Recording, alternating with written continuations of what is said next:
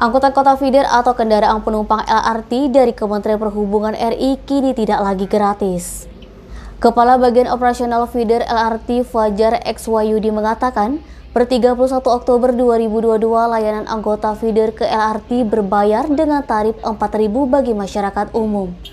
Tarif ini berlaku untuk seluruh rute yakni Talang Kelapa, Talang Buruk, Asrama Haji Sematang Borang, Jakabaring, Perumahan OPI.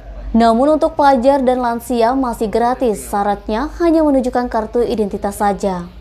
Fajar X Wahyudi menambahkan, untuk sistem pembayaran feeder LRT sendiri hanya dapat menggunakan QRIS yang sudah tersedia di M-Banking seperti Bank BRI, Mandiri, Shopee, GoPay, serta aplikasi lainnya.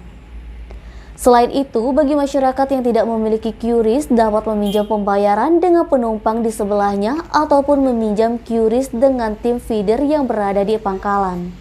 Bagi yang ingin menaiki kendaraan feeder LRT harus memastikan ketersediaan saldonya di QRIS.